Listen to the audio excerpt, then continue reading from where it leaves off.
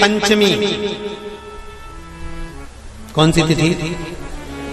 पंचमी, चाहे वो शुक्ल पक्ष की हो चाहे वो कृष्ण पक्ष की। शिव महापुराण की कथा कहती है आपको सुख अनुभव हो जाएगा।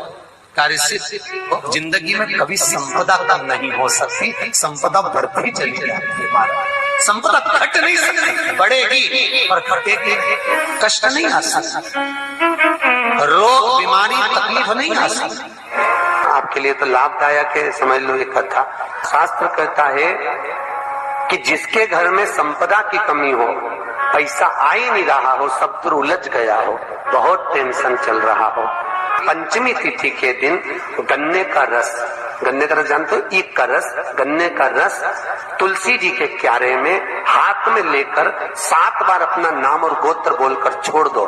जिंदगी में 3 साल में तो करोड़पति बनकर बैठ जाओगे, कभी लक्ष्मी की कमी नहीं आ सकती।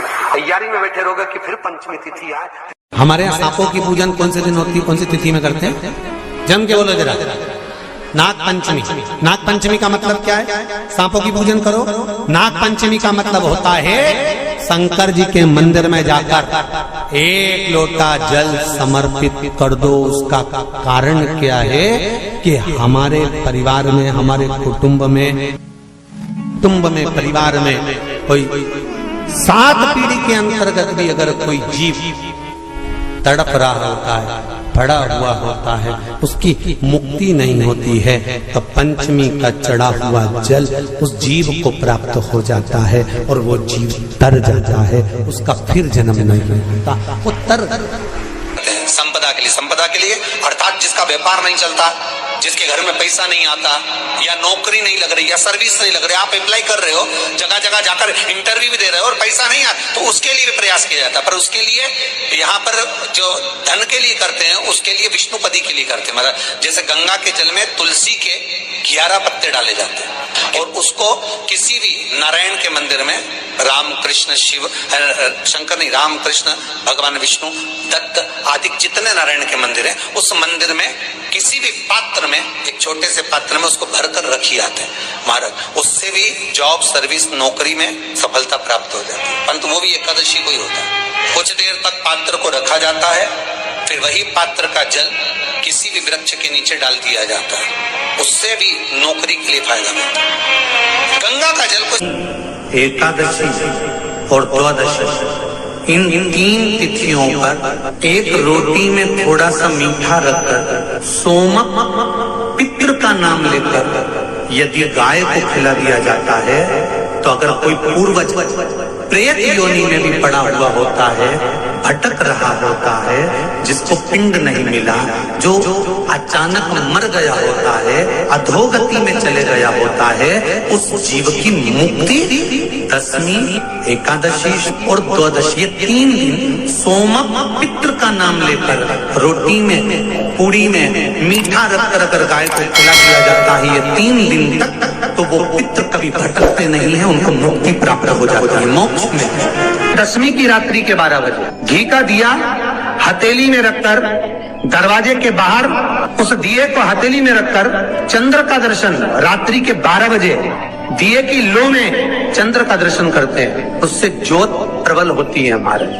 या तो होगा वो नौमी की रात्रि 12 बजे या दशमी की रात्रि की 12 बजे चंद्र का दर्शन, दीप घी का हाथ में जलाकर, नाम गोत्र अपना बोलकर, नरसिंह भगवान का स्मरण कर कर, ज्योति में चंद्र का स्मरण कर कर दर्शन किया जाता है। नेत्र कमजोर हो तो 3 या 4 दिन में ज्योतियों का क्रम बढ़ना प्रारंभ होता है। वैसे तो 15 दिन का लिखा है, पर शिव महापुराण कहती है 3-4 दिन का क्रम बहुत होता, बढ़ता जाता। केवल दशमी, चाहे उजाला की हो चाहे अंधेरे की। कौन से महादेव का नाम लेना है? श्रम्भेश्वर महादेव। तो जब कोई व्यक्ति चिड़चिड़ करता है, क्रोध करता है, गुस्सा करता है, तो महाराज शंकर भगवान का श्रम्भेश्वर महादेव का नाम लेकर 31 बेलपत्र, जिस व्यक्ति को क्रोध आता है उस व्यक्ति का स्मरण कर कर आखा चावल मतलब सेगे चावल के साथ 1-1 बेलपत्र, 31 बेलपत्र कर कर शिव जी के शिवलिंग पर समर्पित करी जाती है, मात्र दशमी की तिथि के लिए। केवल दशमी, चाहे उजाला की हो चाहे अंधेरे की। कौन से महादेव का नाम लेना है? श्रम्भेश्वर महादेव, शिव जी का एक छोटे छोटे बच्चे रहते हैं, कुछ कुछ बच्चों को माता जबरदस्ती के भोजन कराती है, खिलाती है, ठोकती, मारती, खिलाती है। कुछ कुछ बच्चे ऐसे रहते हैं वो कुछ खा ही नहीं पाते, मुख में दो और वॉमिटिंग कर देते हैं, उल्टी कर देते हैं। ऐसे बच्चों के लिए या जिस व्यक्ति को भोजन पचता नहीं और उदर में एसिडिटी रहती हो और जलन टाइप की होती हो, उसके लिए भी श्रम्भेश्वर महादेव का स्मरण है। सुंदर व्याख्यान वर्णन किया है। श्रम्भेश्वर महादेव के ठीक सामने अर्थात भगवान शंकर के किसी भी शिवलिंग के सामने एक तांबे के लोटे में जल रख लीजिए और जल के अंदर 3 बेलपत्र डाल दीजिए, एक पीपल का पत्ता डाल दीजिए, शमी के 11 पत्ते कलश को छुआकर शंकर भगवान के शिवलिंग पर श्रम्भेश्वर महादेव के नाम से चढ़ा दीजिए। उस जल को उठाकर ले आइए, 1 रात्रि तक घर के अंदर रखना है।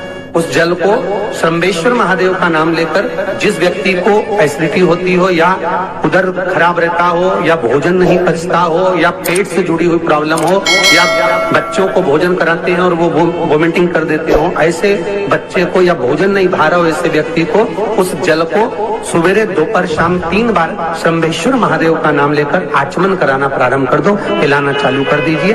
3 या 4 दिन पिलाओगे, अपने आप उदर में भी आनंद रहेगा, बच्चा भोजन करना भी प्रारंभ कर देगा। श्रम्भेश्वर जिसको साइटिका की बीमारी होती है या स्लिप डिस्क की बीमारी होती है या कमर की रीढ़ की हड्डी कहीं बांकी टेढ़ी होने लगती है या नसें चोक होने लगी हों, काम ना कर रही हों, तो उसके लिए कुंदकेश्वर महादेव पर आप कोई भी सफेद कलर के पुष्प भगवान शंकर के मंदिर में कुंदकेश्वर के नाम से 31 फूल समर्पित करना है। आप 31 पुष्प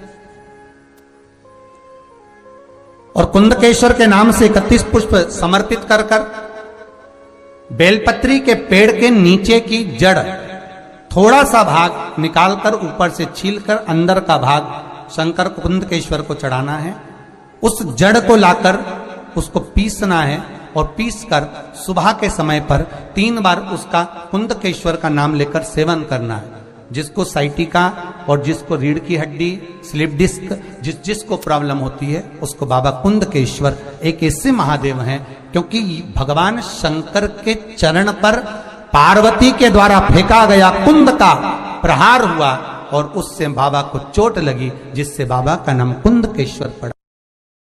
जब आप जल शंकर को चढ़ाने तो रोज ही जाते हैं। जब एकादशी का दिन रहे और शंकर जी के मंदिर में आप जल समर्पित करें तो 3 बार मुख से स्वधा स्वधा स्वधा या स्वधा स्तोत्र का पाठ, जिसमें 12 श्लोक